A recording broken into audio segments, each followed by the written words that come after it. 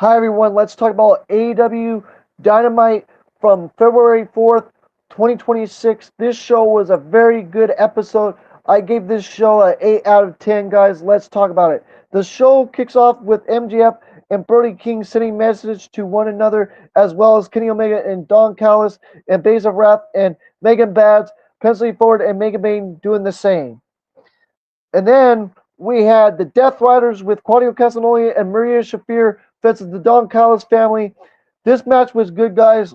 Building up to a story between, the Death Riders and the Don Callis family. Let's talk about it. Dan Garcia and Josh Alexander begin the action, and the bell rings and the two lock up, and Josh Alexander fires off chomps on Daniel Garcia, but Daniel Garcia rocks Josh Alexander with forearms and runs over Josh Alexander with a shoulder tackle, and Pac and El Clone tag in and lock up, but Pac looks to land a Hurricanrana on El Clone, and El Clone lands on his feet and rocks Pac with kicks to his head, but Tutesta and Moxley tag in and they stare one another down and exchange forearm strikes with one another, but Josh Alexander and El Clone blindside John Moxley from behind while Pac and Daniel Garcia go after one another. Then Daniel Garcia tags in and immediately tags out to Pac, and then the Death Riders double team on Tutesta, but Moxley tags in and continues wearing down Tutesta and El Clone, and Pac tags in, but Pac lands a German suplex on El Clone and runs the ropes and stuff, guys, and back and forth, bang, bang, bang, bang, bang, bang, bang, bang. Really good stuff, I'm telling you guys. I appreciate you all coming in the viewers and stuff, as always, guys, and all that. So, as I always say and stuff, that's what happened right there, back and forth.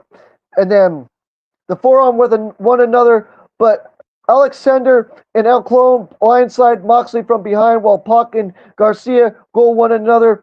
And then Daniel Garcia tags in and immediately tags out to Pac. And then the Death Riders double team on Tutesta, but Moxley tags in and continues wearing down Tutesta and El Clone, and Pac then tag in, but Pac lands a German suplex on El Clone, then runs the ropes, and Josh Alexander trips him as he does so. Then back from the break, Josh Alexander sends Pac crashing into the mat and ascends to the middle rope and looks to fly, but Pac moves out of the way, and Josh Alexander's knee is sent crushing into the mat, and Tutesta and Moxley then both tag back in, but Moxley lands a back suplex on Tutesta and continues with a right hand on him. Then Moxley sends an interfering Josh Alexander crashing out of the ring and catching El Clone with a cutter as he flies off the middle rope. Then Daniel Garcia tags back in and launches in the Dragon Teamer on Tutesta. Then Moxley delivers a Crim Stomp on Tutesta, and Daniel Garcia pins him, but Josh Alexander breaks the fall. Then El Clone flies off the rope and levels Pac with a springboard moonsault, and Moxley delivers a top suicide to take out Josh Alexander and El Clone. And then inside the ring, Tutesta pins Daniel Garcia, but Daniel Garcia kicks out. Then Tutesta then lands a blue thunder bomb on Daniel Garcia, but Garcia catches Tutesta with an overhand chop, and then Tutesta then delivers a belly to back power driver to Garcia, then follows it up with a barrel roll. Well-barrel German suplex on him. Then El Clone and Josh Alexander then double team on Garcia, then hold him in place for Tutesta to land a running knee. Then Tutesta then lands the Raising Fire on Daniel Garcia for the win, and that's how the Don Callis family defeated the Death Riders, guys, and that's what happened right there. Then we had Tony Storms and Orange Cassidy versus Brittany Brooks and Jordan Instance in a tag team match. This match was not my cup of tea. But let's talk about it anyways. I mean, they're really good talent. Brittany Brooks and Jordan Henson from the Independent State are really good talent, I'm telling you. Watch their stuff from IWTV, guys. Good stuff. Good stuff. But anyways, let's talk about it anyways. OC and Jordan begin the action, and the bell rings, and Jordan dares OC to slap him, and Orange Cassidy does so lightly, places his hand in his pockets, then lands a shotgun dropkick on OC. Then Tony Storms and Brittany Brooks tag in, but Storms fires off strikes on Brooks and dumps her across the ring twice, and then she lands a German duplex on her. But Jordan tags himself back in, and OC gets in the ring, and OC helps Storms since getting clocked by Jordan. Then the Pier Tango in the ring, and Storms levels Jordan and lands a splash on Brooks, then connects with a tornado DDT on her outside of the ring. And then OC lands a tornado DDT on Jordan. Then Tony Storms levels it up with a hip attack on him, and then OC follows it up with an orange punch on him for the win. And that's how OC, Orange Cassidy, and Tony Storms defeated Jordan, Ozzy, I'll say it again. Tony Storms and Orange Cassidy defeated Jordan, Osis, and Brittany Brooks. Then after the match, OC grabs a microphone as Lutheran joins him and Storm in the ring, and OC and Storm both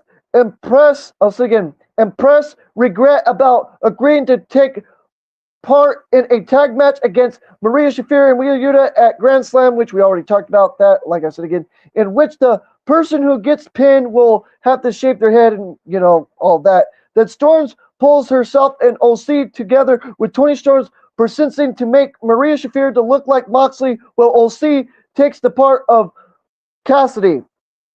Then we head outside the arena where Gabe Kidd and Clux Caller attack Darby Allin and kidnap him in the tank of their car. I'll say it again. In the trunk of their car, kidnapping Darby Allin, Gabe Kidd, and Clark Connor. Then we had Hangman Adam Page versus Mark Davis.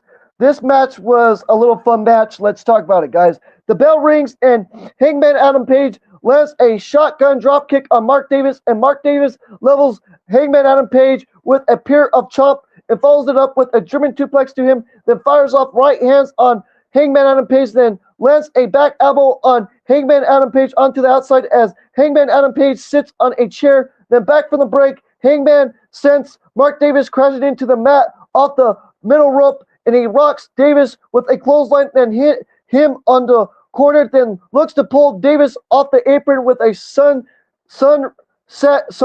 flip. Then Mark Davis hangs on and lands a suicide on Hangman, but Hangman ascends up onto the guardrail while the fans are and land an ascent moonsault on him. Then Hangman ascends to the top rope and lands a moonsault on Mark Davis. When the pair return to the ring, Mark Davis gets Hangman on the page up for a powerbomb, but Hangman reverses into a hurricanrana and levels him with a lariat, and then follows it up with a pile driver to Hangman Adam Page and pins him, but Hangman kicks out. Then Hangman lands dead eye on Mark Davis and then pins him, but Mark Davis kicks out and delivers a tombstone to Mark Davis on the entrance ramp, then follows it up with the bloodshot lariat for the win, and that's how Hangman Adam Page defeated Mark Davis. Then after the match, Hangman grabs a microphone. I'll say it again. After the match, Hangman grabs a microphone and puts both Kenny Omega and MJF on notice as he tells Omega that he hopes to meet him in the ring further than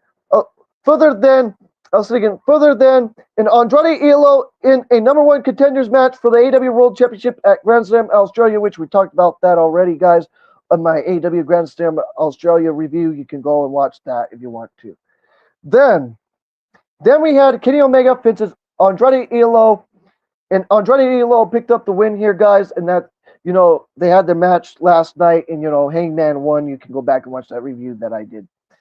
The bell rings, and the two lock up, and they change shots with one another, but Kenny Omega levels Andrade with a right hand and flies over the top rope to level him onto the outside, and he sets up for one winged angel on Andrade, but Andrade escapes and lands a suplex on Kenny Omega. Then Kenny Omega fires off strikes on Andrade back in the ring as Andrade sits on the top rope, but Kenny Omega joins him up there and lands a superplex on Andrade, and he lands a chomp on Andrade, then connects with a moonsault on Andrade off the middle rope, and Kenny Omega rolls up Andrade, but Andrade kicks out and delivers the Three Amigos to Kenny Omega, and then he lands a suplex on Kenny Omega. Back from the break, Kenny Omega looks to land a running knee on Andrade into the corner and sends a figure four leg lock on Kenny Omega, but Kenny Omega reversed the hold, and Andrade crawls over to the bottom rope to break the hold, and Kenny Omega and Andrade exchange right hands with one another, but Kenny Omega levels a feed trigger and sets up one winged angel on Andrade, and Andrade escapes and lands a hammer lock DDT on Kenny Omega, then follows it up with a Marona on him and goes for a pin, but Kenny Omega kicks out. Then Kenny Omega kicks out. And then Andrade sets up for the DM on Kenny Omega, but Kenny Omega escapes and then appears and change chomps with one another. Then Don Callis tosses Andrade a screwdriver as the ref checks on Kenny Omega and distracts him. Then Andrade looks to hit Kenny Omega with the screwdriver, but Swerve Strickland appears and grabs the screwdriver from Andrade. Then Andrade still managed to low blow Kenny Omega, which opens the door for him to land the DM on Kenny Omega for the win for the DM, and that's how Andrade defeated Kenny Omega. Then after the match, Omega gets in Swerve's face, and the two shove one another. Security run out to the ring and keep the two men separated. Then we had the Base of Wrath versus Megan Bats, an eliminator match for the AEW Women's Tag Team titles, guys. And this was a fun match, and Mega Bats won the match, and then that's how they faced Willow Nightingale and Harley Cameron, in Australia and stuff. But anyways, let's talk about it. Willow Nightingale and Megan Bayne begin the action, and the bell rings, and the two swear one another down and pistol forward, blindsides Willow Nightingale from behind, then tags in, and Willow Nightingale clotheslines. I'll say it again, guys. Clotheslines. I'll say it again. Back and forth. Boom, boom, boom, boom. Bang, bang, bang, bang. Back and forth. Really good stuff, guys, with the Megan's Bats and Willow Nightingale and Harley Cameron, like I said again, guys, and stuff like that. Back and forth. Good pace and stuff, guys, and all that stuff. So you guys can bear with me and stuff and all that, guys. I appreciate all the love and support. Like I said again, and all that. You can ask your questions, like I said again, about professional wrestling. I love you all and stuff. So, like I said again, with this whole match with the Base of Wrath and Megan Bats, which was a decent match. I liked it and stuff. Let's talk about it anyways. Back to where I was at.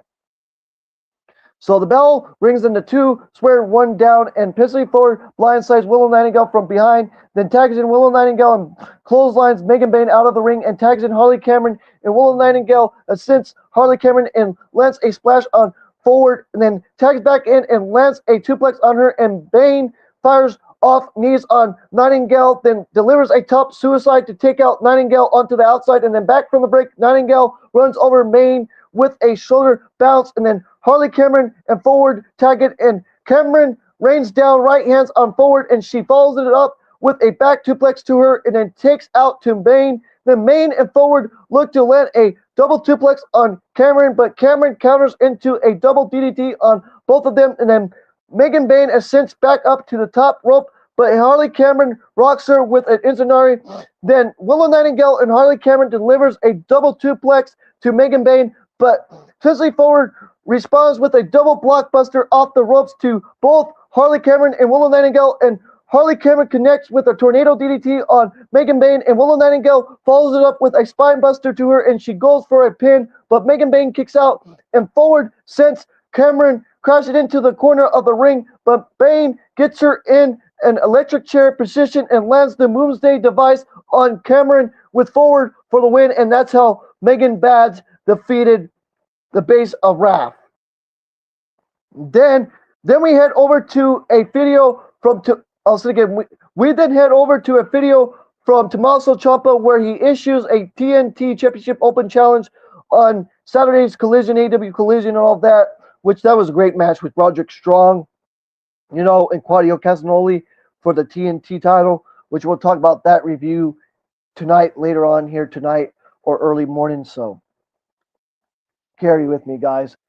Then we have Ricochet versus Jack Perry for the AEW National Championship, and who won this match. Ricochet retained and defeated Jack Perry. Let's talk about it, guys. So yes, Ricochet defeated Jack Perry, and let's talk about it. Jack Perry tackles Ricochet on the entrance ramp and rains down right hands on him as the bell rings, and he sends Ricochet crashing off the entrance ramp and flies with a cannonball to level him onto the outside, then lands a chop on him. Then Jack Perry fires off chomps on Ricochet into the ring and rains down right hands on left hands on him in the corner, then goes for a pin, but Ricochet kicks out and Ricochet jams his knee into the back of Perry's neck, but Perry rocks Ricochet with a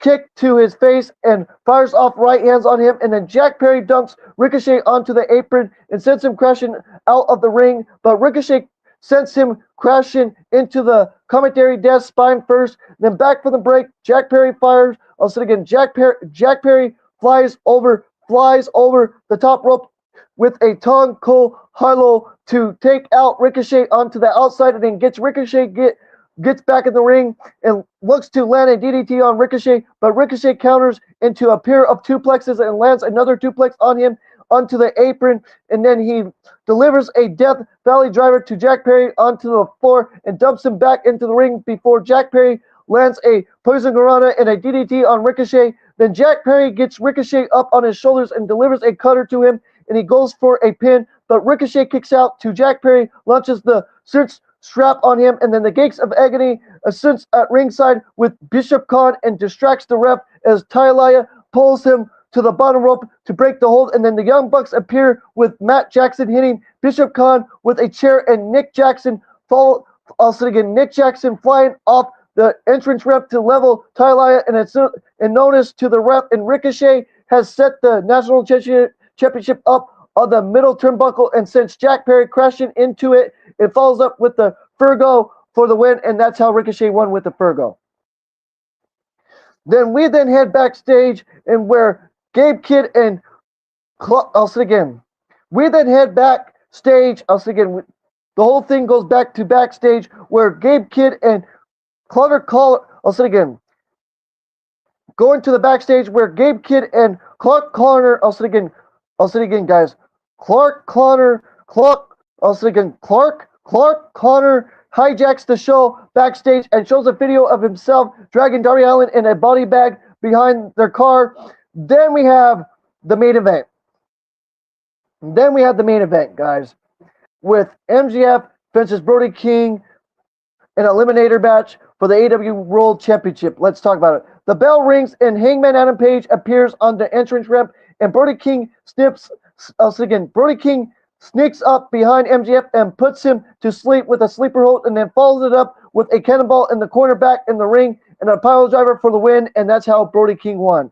Then after the match, Andrade Elo slides in the ring and lands the DM on MJF, and then Hangman Adam Page takes out Andrade with a bloodshot lariat, then looks to land another one on MJF, but MJF takes out Hangman. Then Brody King takes out MJF with a power driver and stands tall, holding up the AEW World Championship as the show went off air. And I gave this show, guys, an 8 out of 10. Like I said again, an 8 out of 10 episode for me, guys. And that's all I have to say, guys. And this is CJD. I'll say again, this is CJD 2006. I'll repeat it one more time. This is CJD 2006. Don't forget to like the video, subscribe to the channel, hit those notification bells as always, guys. And peace out and take care.